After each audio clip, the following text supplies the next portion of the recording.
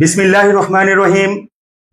প্রিয় দর্শক, আজকে চলে এসেছি এমন একটা বিষয় নিয়ে আলোচনা, পর্যালোচনা, যাই আমরা বলি না কেন, আজকের যে বিষয় খুবই সেন্সিটিভ এবং যদিও ভিডিওটা একটু লম্বা বা দীর্ঘ হতে পারে, কিন্তু আমি বলবো আপনাদের সর্বোচ্চ সহযোগিতা এবং সহায়কপূর্ণ আজকের ভিডিও আমার হাতে একটা জিনিস দেখতে পাচ্ছেন। This is for according to love hearts, যেটাই আমরা মনে করি এটা হচ্ছে আমাদের হৃদয়, অন্তর। আমরা কিন্তু আজকে একটা জিনিস দিয়ে সবাইকে বোঝানোর চেষ্টা করছি আজকের টপিকটা কি হতে পারে। সাথে আমার আছেন আমার কাজিন বলেন, আর আজকের ভিডিও চিত্রের একান্তই একজন বিশিষ্ট ব্যক্তি বলতে পারেন, যিনি আজকের এই বিষয়ের ব্যাপারে সম্পূর্ণ ডিসকাশন এবং সম্পূর্ণ শেষ অবধি পর্যন্ত আমরা কথা বলবো আজকে হৃদয় নিয়ে, দ্যাট মিনস হার্ট নিয়ে। আমরা এই হার্ট যদি 1 সেকেন্ড কি বলেন, মানে এক চোখের পলক যদি বন্ধ হয়ে যায়, একটা মানুষ কিন্তু নিঃশ্বাস শেষ হয়ে যায়, আমরা মৃত ঘোষণা হয়ে যাই, একটা লাশ হয়ে যায়। এই হার্ট নিয়ে আজকে কথা হবে। তাহলে আমার মনে হয় আপনারা সবাই বুঝতে পারছেন আজকের এই বিষয়বস্তুটা কি। আজকের এই বিষয়ে আমরা থাকছে আমাদের পারিপার্শ্বিক সহ আমাদের পুরো বিশ্বে একজন ব্যক্তির হার্ট নিয়ে আমরা কথা বলবো। হার্টের ব্যথা বা ব্যথা অনুভবকালে কি মনে হয় বা কিভাবে আমরা এটার সমাধান বা আরো কিছু, যেমন open heart surgery, bypass surgery, everything, সবকিছু আজকে আমি কথা বলছি একজন patient as a after surgery, Kazi Sarwar Azim, আমার কাজিন। প্লাস আজকে আমি আমার কাজিন সত্ত্বে আমি আমার দর্শক এবং ভিউয়ারদেরকে সম্পূর্ণ এই হৃদয় বিদারক যে ঘটনাটা, সেটা প্রত্যেক গড়ে গড়ে করতেছে। আজকে আমরা কথা বলবো। কাজী সারোয়ার আজিম ভাই, আপনি কেমন আছেন? আলহামদুলিল্লাহ, আল্লাহ পাকের অশেষ মেহেরবানিতে ভালো আছেন। আজকে এমন একজন ব্যক্তির সাথে আমরা পরিচয় করে দিচ্ছি এবং কথা বলতেছি, যিনি গত সপ্তাহ হবে মনে হয় আপনি ডিসচার্জ হয়েছেন হসপিটাল থেকে। হসপিটাল থেকে আসছি আমি প্রায় আজকে 18 দিন। ওকে, 18 দিন। ওনার কিন্তু বাইপাস ওপেন হার্ট সার্জারি, এখান থেকে দৌড়ে একদম কেটে ফেলা হয়েছে, ওপেন হার্ট সার্জারি। তো আমি আমার আজকের এই যে মহামূল্যবান পেশেন্ট এবং কাজী সারোয়ার আজিম, আপনার কাছে আমি জানতে চাচ্ছি যে আপনার হার্ট ডিজিজ রোগটা আপনি কখন বুঝতে পেরেছেন বা অনুভব করতে পেরেছেন, আপনার এই বিষয়টা আমি আপনার কাছ থেকে সূচনাটা করলাম সম্পূর্ণ দর্শকদের জন্য। বিসমিল্লাহির রহমানির রহিম। আসলে আমি আমার হার্টের যে ডিজিজ, এটা আমি প্রথমে বুঝতে পারিনি। প্রথমে আমি আমার যখন হাঁটা চলাফেরা করতে যখন আমার অসুবিধা হইত, জি, হাঁটতে গেলে আমার বুকে ধড়ফড় করতো, বা আমি পরিশ্রম করতে গেলে আমি হাঁপাই যেতাম। তারপরে প্রচুর অ্যাসিড হইতো আমার। তো আমি ডক্টরের শরণাপন্ন হই। ডক্টরের কাছে যাওয়ার পরে ডক্টর তখন আমাকে ইসিজি করায় বা বিভিন্ন টেস্ট করায়, লিপিড প্রোফাইল বা সিবিসি, এই ধরনের ব্লাডের অনেক টেস্ট আছে। টেস্ট করানোর পরে আমার এখানে ব্লাডে কোলেস্ট্রল এর মাত্রা বেশি। জি। আর ইসিজিতে যে রিপোর্টটা আসছে সেটা হচ্ছে আমার হাড়ের অক্সিজেন সাপ্লাইটা কম ছিল। ডাক্তার আমাকে এই রেজাল্ট আমাকে দিল আমার টেস্টের অনুপাতে। জি। দেওয়ার পরে বললো যে আপনার হার্টের এই অক্সিজেন সাপ্লাইটা একটু কম, আমি আপনাকে কিছু ওষুধ দিচ্ছি, আপনি নিয়মিত খান, এগুলো ঠিক হয়ে যাবে। তখন থেকে ডাক্তারের ওষুধ আমি 2-2.5 মাস খেয়েছি। এরপরে আবার উনি আমাকে যাওয়ার কথা বলছিল, আমি যাই নাই। এইভাবে এমনিতে আমার চলতেছে, কাজ কাম আমি করতেছি, আমি বাড়িতে যাচ্ছি, ডিউটি করছি, অফিস করছি। তো হঠাৎ একদিন আমি আমার বাড়িতে, আমি সাপ্তাহিক ছুটিতে যাই। জি। দিনটা ছিল বৃহস্পতিবার রাত্রে। তো রাত কাটানোর পরে যখন জুম্মার নামাজে যাই আমি এর পরের দিন, জুম্মার নামাজে আমার এই একদম বুকের সেন্টার পয়েন্ট থেকে একদম নাভি পর্যন্ত। আপনি কি বুক বলতেছেন নাকি গলা? এই যে একদম এই গলা, খাদ্যনালীর সেন্টার পয়েন্ট থেকে এখানে আমার জ্বালা জ্বলতেছে। তখন আমি তো আসলে অ্যাকচুয়ালি গ্যাস্ট্রিকের এক ধরনের পেশেন্ট, গ্যাস্ট্রিকের একজন সিনিয়র পেশেন্ট। আমি ওষুধ খাচ্ছি গ্যাস্ট্রিকের। আমি হয়তো ভাবছি যে আমার অ্যাসিডিটির মাত্রা অনেক বেড়ে গেছে। আমি বাসায় এসে আমি এই ডেক্সলাম 30 এই ওষুধটা আমি খাই। ওকে, খাওয়ার পরও দেখা যাচ্ছে যে আমার ব্যথা মানে তো হচ্ছে না, রিলিজ নিচ্ছে না আমার, রিলিজ নিচ্ছে না বা রিলিজ কমছে না। নিচ্ছে না। তখন আমি ভয় পেয়ে যাই যে আমার তো এই এত ব্যথা। তখন আমি আমাদের গ্রামের এই ফার্মাসিস্ট একজন আছেন মাসুদ ভাই, ওনাকে ফোন দিই যে ভাই আপনি আমাকে একটা এই কি বলে আপনি একটু কাইন্ডলি আমার বাসায় আসেন, আমি আসতে পারতেছি না, আমার প্রচন্ড বুকে ব্যথা, বুকে ব্যথা, বুক জ্বালা। তখন উনি আমাকে বলতেছে যে আপনি একটু একটু একটু কষ্ট করে আপনি আমার এই চেম্বারে চলে আসেন, আমি আমার কাস্টমার আছে আমার এখানে, আমি জি। আসতে পারবো না, আমার আসতে লেট হবে। জি, তো আমার ভাগিনা তানহার নামে একটা ভাগিনা আছে আমার, ও আমাকে নিয়ে যায়। নিয়ে যায় এখানে। নেওয়ার পরে আমাকে টিপু ভাই বললো, এই যে ফার্মাসিস্ট টিপু ভাই, উনি আমাকে একটা ট্যাবলেট দিল যেটা খাওয়ার জন্য, যে 10 মিনিটের ভিতরে ব্যথা না কমলে আপনি হসপিটালাইজড হতে হবে। যেতে হবে। তো উনি ওনার ওষুধ খাওয়ার পরে আমি এখানে 10 মিনিটের মতো ওনার এখানে স্টে করছিলাম। স্টে করার পর আমার ব্যথা কমেনি, তখন আমরা রিক্সা দিয়ে আমাকে ওরা ওই মাধবপুর তিতাস মেডিকেল হসপিটালে নেওয়া হয়। নেওয়া হয়। তো ওইখানে নেওয়ার পরে ওখানে যে ডিউটিরত ডাক্তার আছে উনি আমাকে টেস্ট দেয়, ইসিজি এবং হার্টের বিভিন্ন টেস্ট দেওয়ার পরে উনি আমার সাথে যারা গেছিল ওনাদেরকে বলছে যে ওনার মাইনর হার্ট অ্যাটাক হয়েছে। Minor heart attack. হ্যাঁ, মাইনর হার্ট অ্যাটাক। ওনাকে দ্রুত আপনি হৃদরোগ ইনস্টিটিউট অথবা হার্ট ফাউন্ডেশনে নিয়ে আসবেন। আমি জানতে চাচ্ছি যে ওনারা যে মাইনর হার্ট অ্যাটাক বলতেছে, ওনারা কোনো টেস্ট করে বলছে? হ্যাঁ হ্যাঁ, কি করছিল? ইসিজি করছে, ECG? ইসিজি এবং ব্লাডের অনেক কিছু টেস্ট করেছে। আচ্ছা আচ্ছা, টেস্ট করছে। ওকে। তো এখান থেকে জিন্টু ভাই আমার আপাকে বলল যে আঞ্জুমান তুমি এই সার্ভারকে নিয়ে হার্ট ফাউন্ডেশনে নিয়ে যাও, ঢাকা। হ্যাঁ, ঢাকা হার্ট ফাউন্ডেশনে। তো ওখান থেকে একদম এই কি বলে অ্যাম্বুলেন্স দিয়ে আমরা হার্ট ফাউন্ডেশনে আসি ইমার্জেন্সিতে। ইমার্জেন্সিতে আসার পরে মাধবপুর যে কথা বলছিল তারাও এই কথাই বলছে, সেম হার্ট ফাউন্ডেশনে হার্ট ফাউন্ডেশন সেম কথা বলছে। মাইনর ওনার হার্ট অ্যাটাক। হ্যাঁ, মাইনর হার্ট অ্যাটাক হয়েছে। ওকে। তো হওয়ার পরে এখন আমার ট্রিটমেন্ট কি, আমাকে হসপিটালাইজড হতে হবে, দ্যাট মিনস আমাকে ভর্তি হতে হবে। ভর্তি হতে হবে। তো আমি হসপিটালে ভর্তি হইলাম। হওয়ার পরে তারা বিভিন্ন ইনজেকশন দিল আমার নাভি গোড়ায় বা মেডিসিন ইউজ করলো। ইউজ করার পরে 1-1.5 ঘন্টার ভিতরে আমার ব্যথা রিলিজ আমার শরীর থেকে রিলিজ রিলিজ আমি অনেক দীর্ঘক্ষণ পরে আমার রিলিজ নিল। অর্থাৎ সঠিক জায়গায় আপনি হ্যাঁ এসেছেন। রিলিজ নেওয়ার পরে এই কিছুক্ষণ পরেই ডক্টর আসলো, এসে বললো যে আপনাকে এনজিওগ্রাম করতে হবে। ওকে। বিভিন্ন টেস্ট আছে, এগুলা করতে হবে। তো এনজিওগ্রাম করতে হবে, আমি এনজিওগ্রাম আমরা করলাম। করার পরে এনজিওগ্রামের রিপোর্ট আসলো যে আমার 2টা ব্লক। একটা 99%। এটা কখনের ঘটনা? এটা হচ্ছে 2023 সালে। তাহলে আজ থেকে প্রায় 2 বছরের অন্তর 2023 সালে 2টা ব্লক। আপনার জীবনের হার্ট ডিজিজটা আপনি আলোচনা করতেছেন প্রথম সূচনাটা। তো 2টা ব্লক, এর মধ্যে পার্সেন্টেজ হচ্ছে একটা 99%, একটা 80%, আর অল্প অল্প 1-2টা আছে বলছে যে এগুলো ওষুধ খেলে ঠিক হয়ে যাবে। আপনি আপাতত 2টা আপনি রিং করাই নিতে পারেন। ওকে। তো তখন আমরা আমার সাথে আমার বোন, আমার স্ত্রী এবং যারা আমার সাথে ছিল, শুভাকাঙ্ক্ষী ছিল, গার্জিয়ান হিসেবে যারা ছিল, ওনাদের একটা মাইন্ডের একটা ডিটারমাইন্ডের একটা ব্যাপার স্যাপার আছে। হুট করে রিং করানো একটা বুঝের ব্যাপার স্যাপার আছে। আমরা ইনস্ট্যান্ট আমরা এটা সিদ্ধান্তহীনতায় ভুগছিলাম যে আমরা রিং করাইতে পারবো কি না পারবো, কেন করাবো কি। তা এখানে আমার বড় বোন এবং আমার স্ত্রী বলছে যে আমরা এখন প্রিপারেশন নিয়ে আসিনি, আমরা ইনশাল্লাহ রিং পরে করাবো। আপনি আপাতত আমাদেরকে একটা ট্রিটমেন্ট দিয়ে দেন।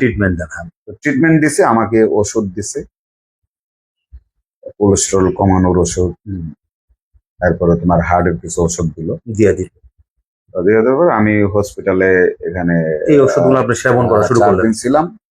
হসপিটাল থেকে রিলিজ নিয়ে আমি বাসায় চলে আসলাম। আসার পরে অনেকেই অনেক বুদ্ধি দিল যে রিং করাইলে এই হবে সেই হবে, বা আপনার যে হার্টের যে ব্লকের যে পার্সেন্টেজ, আপনি খাবার দাবার কন্ট্রোল করলে আপনার ঠিক হয়ে যাবে, ঠিক হয়ে যেতে পারে। রীতিমতো হাঁটাহুড়ি করলে ঠিক হয়ে যাবে, বা আপনার চর্বি জাতীয় খাবার একটু কমায় খান, ওষুধটা ঠিকভাবে খান। এই ধরনের অনেক সাজেস্ট আমাকে অনেকেই করছে। তো আমি আসলে ওষুধ আমার যে রেগুলারিটি মেনটেন করে আমি চলছি, আমি এটাও বলবো না। আমার ওষুধ আসার পরে অনিয়ম ছিল। আমার অনিয়ম ছিল, আর আমি খাবার দাবারে কিছুটা অনিয়ম হয়েছে। আবার তবে আগে থেকে একটু একটু মানে কি গো খাবার দাবারে আমি পরিবর্তন নিয়ে আসছিলাম। নিয়ে আসার পরে এই আমি যখন দেখলাম যে আমি একটু রিল্যাক্স ফিল করতেছি ওষুধ 1-1.5 মাস খাওয়ার পরে, তখন আমি এই ওষুধের মানে ভালো একটা অনুভূতি, আমার কোনো ব্যথা ট্যাথা না না না, আমার একটা চলে আসছে যে আমি এই ওষুধ আর খাবো না। আপনি এক পর্যায়ে মেডিসিন বাদ দিয়ে দিচ্ছেন। হ্যাঁ, মেডিসিন বাদ দিয়ে আমি ওষুধ খাবো 1-1.5 মাস খাওয়ার পরে। হ্যাঁ, 1-1.5 মাস খাওয়ার পর আমি মেডিসিন। 2022-এর ঘটনা। হ্যাঁ, 2023-এর। 23-এর ঘটনা, রাইট। এইভাবে আমার প্রায় 1.5 বছর চলছে। মাঝে মধ্যে আমি ওষুধ খেয়েছি হার্টের, খাইনে যে তা না, একটু অর্থাৎ আপনি ওই ওষুধ খেয়ে 24 সাল অপারেট করে দিচ্ছেন। হ্যাঁ হ্যাঁ। আচ্ছা, সম্মানিত দর্শক, আমরা এতটুকু বুঝতে পারলাম, সম্মানিত ভাই আমাদের যিনি ওনার ব্যাখ্যা করেছেন যে সবকিছুই গেছিল, কিন্তু ওনার গ্রামের বাড়িতে হসপিটাল থেকে রেফার করলো ঢাকা হার্ট ফাউন্ডেশন। ওইখানে বিজ্ঞ ডক্টররা এনজিওগ্রাম করলো, হার্টের 2টা ব্লক পেলো, আবার বললো যে তাড়াতাড়ি রিং বসানোর জন্য। কিন্তু ওনার ফ্যামিলিতে কথা বলার পরে রিং আর বসায় নাই। ওই যে মেডিসিন যে দিল, মেডিসিনে কিন্তু উনি প্রায় উনি নিজে মনে করেছিল যে রিকভার মনে হয়ে গেছে, ব্যথাও রিলিজ যেহেতু হয়ে গেছে, এই পর্যায়ে শেষ। তাহলে আমার এখন প্রশ্ন হলো, এখন আবার দ্বিতীয়বার শুনলাম এই 2025 সালে, গত কয়েক মাস আগে, এই ব্যাপারে আবার আমাদেরকে একটু ব্যাখ্যা করেন। দ্বিতীয়বার আবার কিভাবে হার্ট দ্বিতীয়বার হার্ট অ্যাটাক, এটা নিয়ে আমরা আবার ওই প্রিভিয়াস গণনা কিন্তু আপনারা দর্শক শুনলেন, একজন হার্ট পেশেন্টের মুখে সব শুনলেন, ওনার মুখে আবার শুনবেন দ্বিতীয়বারের কথা। সেকেন্ড টাইম আমার হার্ট অ্যাটাক, আমি আমার ডিউটিরত অবস্থায় আমার কবের ঘটনা? 2 মাস। এটা হচ্ছে আজকে তারিখ আজকে হচ্ছে অক্টোবরের 10 তারিখ। এর আগের মাসের 28 তারিখ, এর আগের মাস। তাহলে দর্শক 2 মাস আগে। 2 মাস আগে ওকে। আমার যখন বুকে ব্যথা অনুভূতি হয়, তখন আমার আগের হার্ট অ্যাটাকের ব্যথা আর সেকেন্ড টাইমের হার্ট অ্যাটাকের ব্যথার মধ্যে কোনো সিমিলারিটি ছিল না। সেম ছিল না, ডিফারেন্ট। কোনো ব্যথার মধ্যে ভিন্নতা আসছে, ব্যথার মধ্যে ভিন্নতা। তখন আমি অনুভব হলো যে আমার হয়তোবা হার্ট অ্যাটাক না, গ্যাস্ট্রিকের চাপ দিছে, আর অ্যাসিডিটি বাড়ছে, অথবা অন্য কোনো ব্যথা হতে পারে। ওকে। তো আমি এটা নিয়ে একটু এই ব্যথা নিয়ে আমি ডিউটি করতেছি, তবে ব্যথার তীব্রতা অনেকটাই কম আগের তুলনায়, সহনীয়। হ্যাঁ সহনীয়। তো আমি গ্যাস্ট্রিকের ওষুধ খেলাম, আমার হার্টের ব্যথার একটা ওষুধ, এটাও আমি খেলাম। খাবার পরে একটু রিল্যাক্স ফিল করতেছি। তো ডিউটি শেষ করে আমি যখন বাসায় আসলাম, বাসায় বলতে তখন তো আমি যে জায়গায় ডিউটি করি ওই দিন আমার নাইট ডিউটি ছিল। ওকে। আমি ওই দিন আর বাসায় আসিনি, আমার অফিসের যে কোয়ার্টার আছে এখানে আমার এই রেস্ট কলিকের ইয়াতে গেছিলাম, এখানে আমি রাত্র কাটানোর জন্য গেছিলাম কলিকের সাথে। তো ওখানে রাত্রে ওখানে যাওয়ার পরে আমার আবার মানে ব্যথার তীব্রতা আস্তে আস্তে কলিকের বাসায় বাড়তেছে। বাড়ার পরে আবার গ্যাস্ট্রিকের ওষুধ আবার মারা হয়েছে। তো গ্যাস্ট্রিকের ওষুধ খাওয়ার পরেও দেখি যে ব্যথা কমে না। তারপরে আস্তে আস্তে কি করলাম, আমি একটু ঘুমানোর চেষ্টা করলাম, রাত্র তো অনেক হয়ে গেছে। এই ব্যথা নিয়ে আমি সারা রাত্র আমার মানে ব্যথা নিয়ে আমার সারা রাত্র মানে এদিক ওদিক করতে করতে সকাল হইলো। এর পরের দিন সকালে আমি ডিসাইড করলাম যে আমাকে হসপিটালে যেতে হবে। মানে একটা মনের মধ্যে একটা ভারী দিয়েছে যে আমার তো পূর্বে 1 বছর আগে আমারই হয়েছিল। আমি তখন একদম মানে ডিটারমাইন্ড, নিশ্চিত যে আমার হার্ট অ্যাটাক আবার আমাকে আবার হসপিটালে যেতে হবে। ওকে। তখন আমি আমার ওয়াইফকে ফোন দেই যে আমার হার্ট ফাউন্ডেশনের ফাইলটা নিয়ে তুমি হার্ট ফাউন্ডেশনে আসো, আমার হার্টে আবার ব্যথা অনুভূতি হচ্ছে। তখন আমি হার্ট ফাউন্ডেশনে যাই, ইমার্জেন্সিতে যাওয়ার পরে তারা আমাকে যে মেডিসিন দিচ্ছে সেই মেডিসিনে আমার ব্যথা কমে নাই, একদম মানে কি আগের মতোই আছে ব্যথা। ওকে। তো তখন ওরা বলতেছে যে আপনাকে ভর্তি হতে হবে। ওই ভর্তির কাজ আমি ব্যাংক থেকে অ্যাকাউন্ট থেকে টাকা, ওরা তো পেমেন্ট না করলে ভর্তি করবে। তো আমি ওই যে তোমার ভাবিরে আমার এটিএম কার্ড দিলাম, ও টাকা নিয়ে আসতে আসতে 2টা সিট খালি ছিল, সিট 2টা ব্লক হয়ে মানে বাড়া হয়ে গেছে। আমাকে হার্ট ফাউন্ডেশন বলতেছে যে আপনার তীব্রতা ব্যথার অনেক, আপনি হৃদরোগে চলে যান। হৃদরোগ ইনস্টিটিউট। ওকে। হৃদরোগ ইনস্টিটিউটে আমি গেলাম, ওইখানে গিয়ে আমি কোনো ট্রিটমেন্ট পাচ্ছি না। হুম। ওখানে মানে যদিও সিট নিলাম, নেওয়ার পরে ডক্টর আসতেছে না, আমাকে ট্রিটমেন্ট দিচ্ছে না। আমার তো ব্যথা তো মানে ব্যথার যন্ত্রণা আমি মানে মানে কাতর তীব্রতা, খুবই খারাপ মানে অবস্থা। ব্যথা বাড়তেছি শুধু। তখন আমি আমার ওয়াইফকে বললাম যে এই হৃদরোগ ইনস্টিটিউট হবে না, তুমি আবার ব্যাক করে এই হার্ট ফাউন্ডেশনে যাও। ওকে। এখানে যে কোনো ওয়েতে যে কোনো ভাবে আমার একটা সিট এখানে সিট অ্যারেঞ্জ করতে হবে। হ্যাঁ, কারোর হেল্প নেওয়া হলেও। এটা কোন জায়গা? যে জায়গা এটা হচ্ছে ইয়াতে মিরপুরে। মিরপুরে। হ্যাঁ। আর ওইটা হলো হার্ট সোহরাওয়ার্দী ফাউন্ডেশন হচ্ছে উদ্যানে। হ্যাঁ এই তোমার এই হৃদরোগ ইনস্টিটিউট তো ইয়াতে শ্যামলীতে। শ্যামলীতে। আচ্ছা আচ্ছা আচ্ছা, যাই হোক, ঠিক আছে। পরে তো আবার back এখানে করা হার্ট হয়েছে। ফাউন্ডেশনে আসার পরে আমার ওয়াইফের একজন রিলেটিভ আছে এখানে, ওকে ওর শরণাপন্ন হওয়ার পরে উনি আসছে, আসার পরে আমাকে একটা সিটের ব্যবস্থা করে দেওয়া হয়। আমি হসপিটালে অ্যাডমিটেড হই। ওকে। হওয়ার পর আমার ট্রিটমেন্ট হয়, আমাকে আবার দ্বিতীয়বার এনজিওগ্রাম করে। এনজিওগ্রামের আগে আমরা প্রিপারেশন নিছি, আমি 1,16,000 টাকা হসপিটালে পেমেন্ট করছি যে আমাকে রিং পরাই দিবেন। একটা লাগে দুইটা লাগে, আপাতত 1,16,000 টাকা আমি পেমেন্ট করা হয়েছে। পেমেন্ট করার পরে আমাকে যখন এই কি বলে থিয়েটারে নেওয়া হয়, এই কি বলে এনজিওগ্রাম করার জন্য যে থিয়েটার, এখানে নেওয়ার পরে আমাকে এনজিওগ্রাম করার পরে আমার ব্লক আগে ছিল 2টা, এখন হয়ে গেছে 4টা। ডাবল হয়ে গেছে। হ্যাঁ, 4টা ব্লক হয়ে গেছে। এর মধ্যে একটা 100%, একটা 99%, একটা 80%, আর একটা হচ্ছে 75%। ও মাই গড। তাহলে আমার সবগুলাই হচ্ছে এই 70% এর উপর, একদম মানে এই কি গুলো বর্ডারে চলে গেছে। এটা আপনার 2 মাস আগের ঘটনা? হ্যাঁ, 2 মাস আগের ঘটনা। 2 মাস আগের ঘটনা। তো এখন আমাকে ওরা রিং পরাই না। হ্যাঁ, মানে না করছে, রিং এ সম্ভব না। না, আমাকে ওরা বলতেছে যে আমি তো আর এখানে মানে কিছু বলতে পারি না, আমি তো ইয়াতে কি বলে থিয়েটার অপারেশন থিয়েটারে ছিলাম। এখানে ওরা বলতেছে, আমার ওয়াইফকে বলতেছে ওনাকে রিং পরানো পসিবল না। কি করতে হবে, ওনাকে একজন সার্জন ডাক্তারের পরামর্শ করে আমাদের রিং পরাইতে হবে। আমরা এই সাহস পাচ্ছি না। আচ্ছা আচ্ছা, একজন বিজ্ঞ সার্জনের, যে হার্টের স্পেশালিস্ট সার্জন, হ্যাঁ, যিনি একজন হার্ট স্পেশালিস্ট দেখবে, বা উনি যদি রিং আমাকে দেখবে, উনি কেমনে কি করতে হবে, ওনার ইনস্ট্রাকশনে তারা রিং পরাবে। আমাকে আগে ডাক্তার দেখাতে। ওকে। আচ্ছা, যাই হোক, তো ওখানে আমি ডাক্তার দেখানোর জন্য হসপিটালে অনেক ট্রাই করছি, হার্ট ফাউন্ডেশনে ডক্টর ফারুক সাহেব, এখানে চিফ কার্ডিওলজি সার্জন, একদম হেড অফ দ্য ডিপার্টমেন্টের যিনি একদম মানে প্রধান doctor, surgeon chief of cardiology, owner serial পাওয়া বা ওনার অ্যাসিস্ট্যান্টের সাথে দেখা করার মতো কোনো ওয়ে আমাদের হচ্ছে না। ওনার এত ডিমান্ড, এত চাহিদা। হ্যাঁ, এত চাহিদা। তো এক পর্যায়ে আমি ওখানে নার্সদের কাছ থেকে জানতে পারলাম যে ভাই আমাকে বললো যে ওই ফারুক স্যারের অপেক্ষা করলে আপনার 2 মাস অপেক্ষা করতে হবে, 3 মাস। ওকে। তো এখানে মানে এই ওনাদের কথা শুনে হার্ট ফাউন্ডেশন থেকে আমার একদম মন উঠে গেছে। আর ইন দ্য মিন টাইমে আমার এক ফ্রেন্ডও বলা যায়, ভাতিজাও বলা যায়, আমাদের ইসলামপুর মিয়ার বাড়ির ইয়ামিনুল হক, সে আমাকে মেসেজ দিছে যে কাকা, তুমি হসপিটালে তোমার রিং পরানো যাবে না কেন, তোমার কি সমস্যা, কেন রিং পরানো যাবে না, বা কেন বাইপাস করতে হবে, হ্যাঁ, বা রিং কেনই বা পরানো যাবে না, তোমার সিডিটা আমার একটু পাঠাও, আমি এটা নিয়ে একটু ইনভেস্টিগেশন করব।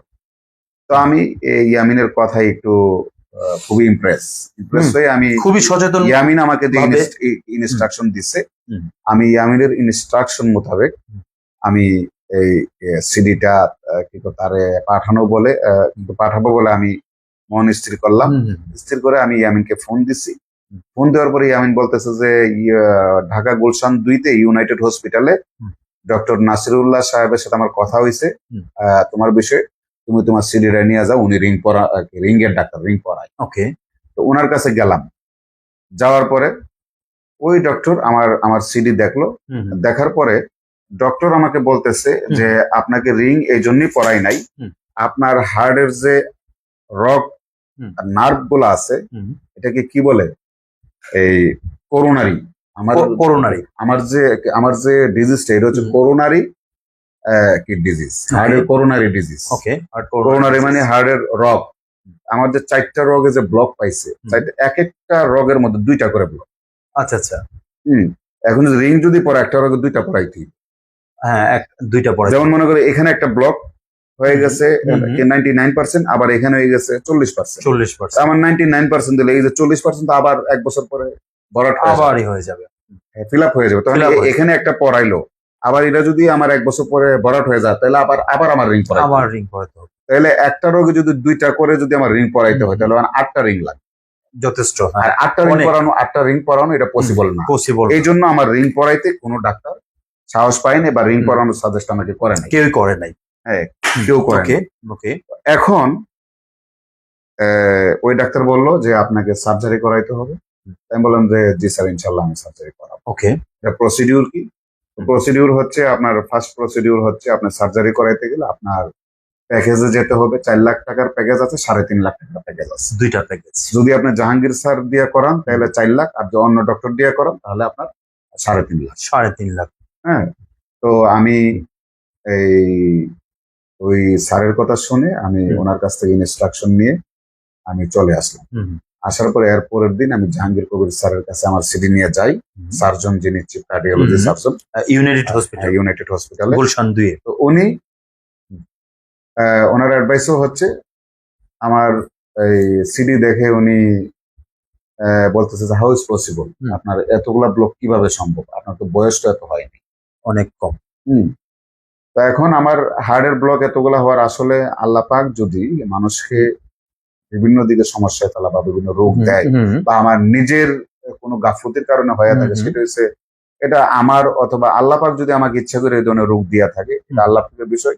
আর কিছু কিছু রোগ আছে নিজেরা ক্রিয়েট করে, আমি নিজেও বুঝতে পারি না। আমি এত অনিয়ম করে চলি নাই যে আমার এতগুলা ব্লক হবে, আমি এত বড় ধরনের স্মোকারও ছিলাম না।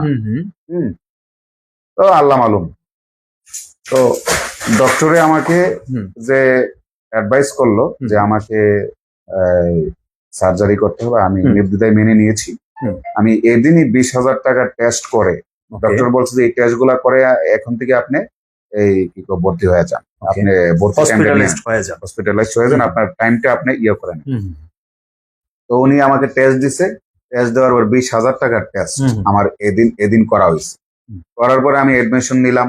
1 মাস পরে আমার সিরিয়াল পড়ছে 1 মাস পরে। 1 মাস পরে তো আমি হসপিটালে এডমিশন নিয়ে আমি চলে আসলাম। তো আমাকে টাইম দিয়েছিল গত মাসের এই 9 তারিখে। ওকে, তো ওই ডেট অনুযায়ী আমি যাই হসপিটালে, টাকা পয়সা অ্যারেঞ্জ করে আমি যাই। তো যাওয়ার পরে আমার ইনশাল্লাহ আমার সার্জারি হয়েছে। আমি ফার্স্ট অফ অল হচ্ছে আমার যে প্রথম যে মাইন্ড স্যাটিসফ্যাকশন, আমি একজন আন্তর্জাতিক মানের একজন ডক্টর দিয়ে আমি আপনার সার্জারিটা কমপ্লিট করেছি। হ্যাঁ, সার্জারিটা কমপ্লিট করছি। এটা আমার একটা আত্মতৃপ্তি। এটার সম্পূর্ণ এই একজন ভালো ডাক্তারের এই সিরিয়াল পাওয়া বা ওই ডাক্তার আমাকে এক্সট্রা কেয়ার নেওয়া, এটা টোটালি এই যে ওই ইয়ামিন যে ছেলেটার কথা বললাম, that means goes to credit by mister Yaminul Haque. Yaminul হকের অবদানে আমার এখানে। আচ্ছা, এখানে আরেকটা প্রশ্ন ছিল দর্শকদের কাছ থেকে, ওনারাও জানতে চাওয়ার, আপনি গভর্নমেন্ট এন্ড নন গভর্নমেন্ট, সরকারি এবং বেসরকারি সিলেকশন কিন্তু আপনি বেসরকারি করেছেন ইউনাইটেড হসপিটাল, ব্যয়বহুল আবার সবকিছু মিলে। এটা হচ্ছে আপনার এখানে তো হসপিটালে ওই ডক্টরের কাছে পাঠাইছে আমাকে, কিন্তু ডিসিশন তো নিছি আমি। ওই হসপিটালেই যে আমাকে সার্জারি করাতে হবে। আপনি উল্লেখিত দর্শককে জানান সরকারি কেন না আর বেসরকারি কেন। হ্যাঁ, আমি কেন সরকারিতে যাই নাই বা হার্ট ফাউন্ডেশনে কেন আমি সার্জারি করাই নাই, বা হার্ট ফাউন্ডেশন থেকে আরেকটু চিপ রেটে করানো যায় সরকারিতে। ওকে, যেমন পিজিতে, হৃদরোগে। হ্যাঁ, আমি এইখানে স্বাচ্ছন্দ্যবোধ এই জন্য করি নাই। ফার্স্ট অফ অল হচ্ছে এখানে যে ট্রিটমেন্টের যে বেহাল অবস্থা। ওকে, হ্যাঁ, নার্সদের তোমার যেভাবে টেক কেয়ার করা দরকার, আমার মনে হচ্ছে না যে তারা এইভাবে। আবার দ্বিতীয় কথা, অপারেশনের ডেটও তো অনেক দূরে পড়ে যায় এইভাবে। হ্যাঁ, অনেক দূরে পড়ে যায় অপারেশনের ডেটও অনেক দূরে, ফলো আপের মধ্যে ঝামেলা আছে হুম, এই কি গো সরকারিতে। আমার অ্যানালাইসিসে হুম, আর সবচেয়ে মানে ভয় যেটা আমার কাজ করছে, আমি অনেক পেশেন্টকে দেখছি যে হুম, তারা সার্জারির পরে তাদের ইনফেকশন হয়। হুম, ইনফেকশন হয়, হুম, তো ইনফেকশনের ভয় কি বইটাও আমার কাছে হুম, অনেক টাচ করছে যে ইনফেকশন যদি হয়ে যাও, অথবা ওইখানে ট্রিটমেন্টের, হুম। আমি আসলে বেসরকারিতে ট্রিটমেন্টে আমি এখানে স্বাচ্ছন্দ্য বোধ আমি করিনি। কথা একটাই, হুম, সম্মানিত দর্শক, উনার যে অবস্থা ছিল, হার্ট ব্লক এবং পেইন দিন দিন, উনি আর রিস্ক নিতে রাজি ছিল না, কারণ সরকারিতে বেশ লেন্থি, একটা লেজি টাইপের কাজ লেন্দি হয়। প্রসিডিং হ্যাঁ, এবং লেজি। ঘুমিয়ে ঘুমিয়ে এদিকে যাও ওদিকে যাও এদিকে, মানে উনি এটা পোহাতে চায়নি, উনি ডাইরেক্টলি একটা ভালো মানের এবং বাংলাদেশের মনে হয় একটা শ্রেষ্ঠ কার্ডিয়াক সার্জন দিয়েই মনে হয় সার্জারিটা করা হচ্ছে। আচ্ছা, এখন আমাদের প্রশ্ন হচ্ছে, যেদিন আপনি অপারেশন সেট আপে গেলেন 9 তারিখে মনে হয় বলছেন, জি জি। এই দিনের সকাল থেকে অপারেশনে ঢোকার পর্যন্ত দর্শকদেরকে আপনার অনুভূতি এবং আপনার ফিলিংসটা একটু বলবেন, ওরা কি কি করলো বা কি হলো, একটু প্লিজ সংক্ষিপ্ত। আসলে হার্ট বাইপাস সার্জারি সার্জারি। এটা অনেক মানে ভাবতেই অনেক ডিফিকাল্ট মনে হয়, এবং এটা এই সার্জারির কথা শুনলে মানুষে হুম, একটু ভয় আতঙ্ক কাজ হুম, করে। হুম, এটা আমারও করছে। হুম, কিন্তু আমি যখন হার্টের ডিজিজে, যখন আমি এই 2-3 বছর যখন আমি হার্ট ডিজিজে কি ভোগান্তির মধ্যে ছিলাম, হুম, হুম, বা হার্টের ব্যথা, বা 2বার আমার হার্ট অ্যাটাক হয়েছে, তখন আমি সিদ্ধান্ত নিয়েছি যে আমি ইনশাল্লাহ সার্জারি করব। এই ওকে, এই এই ব্যথা থেকে আমাকে বাঁচতে হবে, মুক্তি পেতে আমার হবে, জব করতে হবে, চাকরি করতে হবে, আমি সংসার একটা জীবন স্বাভাবিক আছে। স্বাভাবিক হুম, হুম। লাইফে আমি যেতে চাই।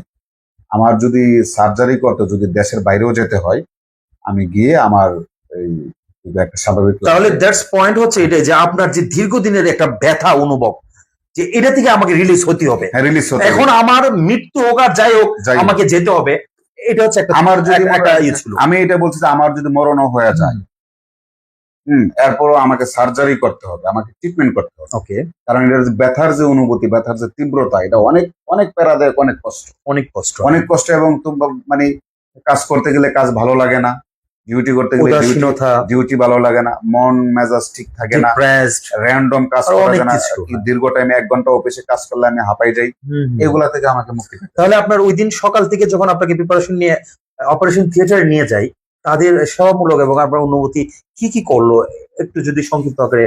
হ্যাঁ, অপারেশন থিয়েটারে যাওয়ার আগে তো প্রিপারেশন হচ্ছে আমার 5 জন ব্লাড ডোনার রেডি করতে হবে। ওকে, 5 জন ব্লাড ডোনার রেডি কইরা আমি হসপিটালে গেছি। তার আগে 4 লক্ষ টাকা হসপিটালে পেমেন্ট করতে হবে।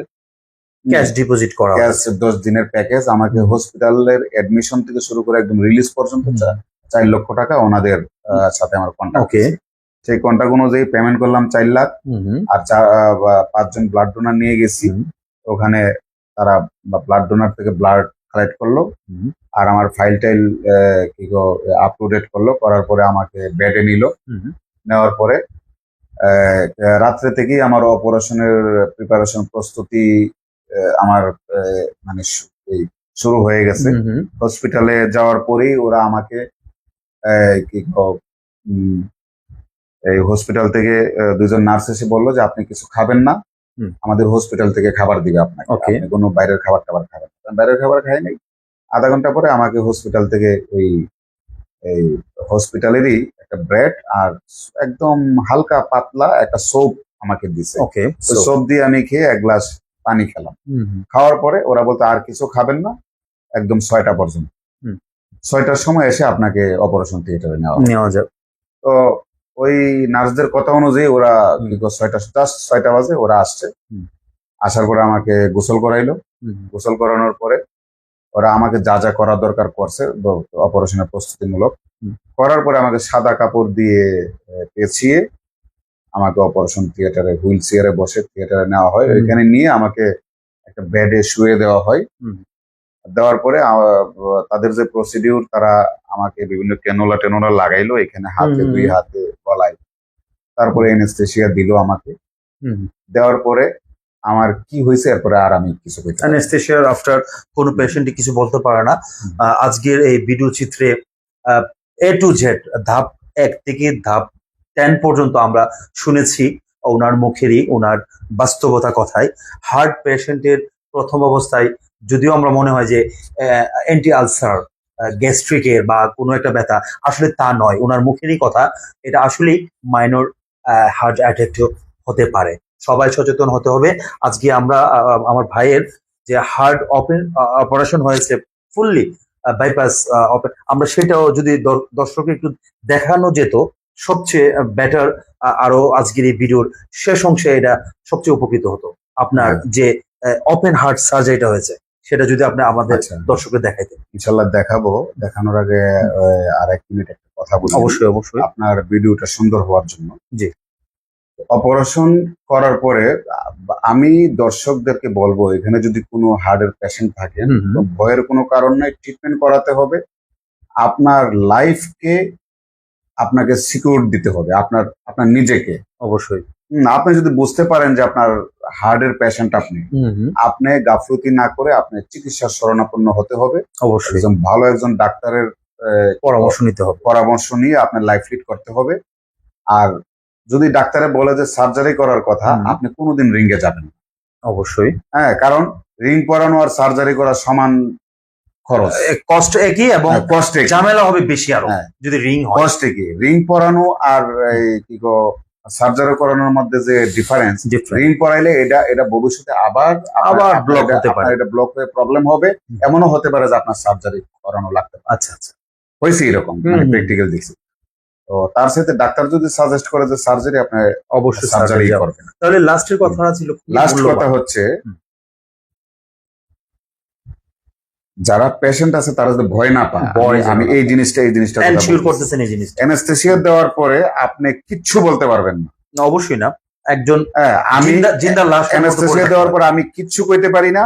আমাকে 8টার সময় আমাকে অজ্ঞান করা হয়েছে, বিকাল 4টার সময় আমি চোখ খুলছি। এর ভিতরে আমাকে বুক এখান থেকে কেটে এখান পর্যন্ত মেশিন লাগাই দিয়ে এখান থেকে আমার বুকটাকে মানে একদম মানে করে ফেলেছে, আলাদা করে ফেলেছে, ওপেন করে আমার হার্টকে সার্জারি করছে। আমি কিছু কইতে পারি না। তো কষ্ট তো অবশ্যই, সার্জারির কষ্ট আছে অবশ্যই। জ্ঞান ফেরার পরে যে আপনার কষ্টটা হবে এটা সহনশীল, এটা আপনি সহ্য করতে পারবেন অবশ্যই। আপনাকে পেইন ক্লিয়ার দিবে, আপনাকে এই যে জ্ঞান ফেরার পরে যে আপনাকে এই আইসিইউতে নেওয়া হবে, এখানে ভেন্টিলেটরের মাধ্যমে আপনাকে শ্বাস দেওয়া হবে। আপনি দিতে গেলে আপনার কষ্ট হবে। এই জন্য হসপিটালের যারা ডিউটিরত আছে তারা আপনাকে কি করবে, এই ভেন্টিলেটরের মাধ্যমে আপনার হার্টকে তারা পাঞ্চ করবে, আপনার ওই কি বলে ফুসফুসকে তারা শ্বাস দিবে ওই মেশিনের মাধ্যমে। আপনার কোনো কষ্ট হবে না। তবে কষ্টটা কোন জায়গায়, অ্যানেস্থেসিয়া দেওয়ার পরে অনেকের কাশি হয়ে যায়, কফ জমে যায়, কফ যদি লাংসে পানি অথবা কফ জমে যায় তখন একটু কষ্ট। তখন ওই কফ গুলা বের করতে তারা অনেক প্রসিডিউর ইউজ করে, অনেক প্রযুক্তি ইউজ করে। ওই সময় আপনার একটু কষ্ট হতে পারে, কষ্ট হবে। 5-6 ঘন্টা আপনার একটু এই যে মুখের ভিতরে একটা নল দিবে, পাইপ দিবে, নাকের ভিতরে পাইপ দিবে, মুখের ভিতর থেকে পাইপটি দিয়ে একদম এই পর্যন্ত যে পাইপটা আনবে, আপনি ডুব গিলতে পারবেন না, কথা বলতে পারবেন না, আপনি হাত লড়াইতে পারবেন না। এই কষ্টটা পোহাইতে পারলে আপনি এরপরে আপনি রিল্যাক্স। আর কোনো এরপরের যে কষ্টটা, এটা একটু তো অপারেশন করলে আপনার হাড় কাটছে, আপনি তো লড়াচড়া, সহনশীল তো ব্যথা করবেই। হ্যাঁ, আপনি তো এখানে কোনো লড়াচড়া করতে পারবেন না, আপনি এইভাবে শুয়ে থাকতে হবে একদম চিত হয়ে। আপনি হেলাইন দিতে পারবেন না, কাত হতে পারবেন না, আপনি চিত হয়ে শুয়ে থাকতে হবে। তো তার ফলশ্রুতিতে আপনার ব্যাক পেইন হবে, কোমরে ব্যথা হবে, এগুলো একটু সহ্য করে নিতে হবে। 10টা দিন যদি হসপিটাল থেকে আপনি হসপিটালে যে 1 সপ্তাহ বা 10 দিন আপনাকে থাকতে হবে, ওই এর ভিতরে সবকিছু ঠিকঠাক করে আপনাকে তারা হসপিটাল থেকে দ্যাট মিন্স এই 10 দিন পরে আপনি মোটামুটি একটা ভালো সুস্থতা নিয়ে আপনার বাসায় ফিরবেন। এখন আসেন প্রাইভেট হসপিটাল এবং সরকারি হসপিটালের মধ্যে যে ডিফারেন্স, ইউনাইটেড হসপিটাল এবং আমাদের বাংলাদেশে যে বড় বড় হসপিটাল গুলো আছে প্রাইভেট গুলা, এখানে ইনফেকশনের ঝুঁকি একদম নাই। এখানে একদম নিট এন্ড ক্লিন হসপিটাল। আপনার দায়িত্ব নেবে, আপনার ওষুধ খাওয়া থেকে শুরু করে আপনাকে Everything শেভ stop. করানো থেকে শুরু করে আপনাকে এই গায়ে মোছানো থেকে শুরু করে হুম। আপনাকে নিটেল প্লেন রাখার দায়িত্ব ওরা, ওষুধ খাওয়ানোর দায়িত্ব ওরা, সব ওরা 10 দিনের প্যাকেজে তারা নিয়ে নেবে, তারা যেটা নিয়ে নেবে। যেটা সরকারিতে হয় না। সরকারিতে নিজেরটা নিজেই করতে হয়। সবকিছু নিজে। নিজেরটা নিজে করতে হয় কিভাবে, যে আপনাকে ডাক্তার এসে প্রেসক্রিপশন দেবে যে ওষুধগুলো নিয়ে আসেন, হুম, আপনাকে আনতে হবে। বুঝতে তা পেরেছি। প্রতিদিন আপনার একটা আপনার পেশেন্টদের সাথে দুই একজন তাদের অনেক কষ্ট করা লাগে, খুবই কষ্ট, যেটা যা প্রাইভেটে আপনার কোনো পোহাতে হয় না, পোহাতে হয় সবকিছু না। ওরা করবে। সবকিছু হসপিটাল কর্তৃপক্ষ আপনার সম্পূর্ণ দায়িত্ব নেবে 10 দিনের। সম্পূর্ণ দায়িত্ব। বুঝতে পেরেছি। আর এখানে আরেকটা কথা হচ্ছে যে এখানে এই অপারেশন করার পরে যে আপনার সিলিটা দেয়, হুম, হুম, ওদের সিলি আপনার সরকারের সিলি আর এখানের প্রাইভেটের সিলির মধ্যে ডিফারেন্স। যেমন আমার এই যে এখন আমি খুলি, আপনি খুলতে বলছেন, হুম, হুম, আমার এখানে দেখেন হুম, এখানে কোনো সিলির কোনো দাগ নাই, হুম। আছে? এই যে দেখেন সম্মানিত এখানে দর্শক, এখানে কোনো সিলির কোনো কোনো দাগ নাই। এখানে একদম এটাকে কি বলে আপনার আপনার আরেকটা জিনিস আমরা দেখতে পাচ্ছি, দুইটা ছিদ্র। দুইটা ছিদ্রের কথা আমি বলি।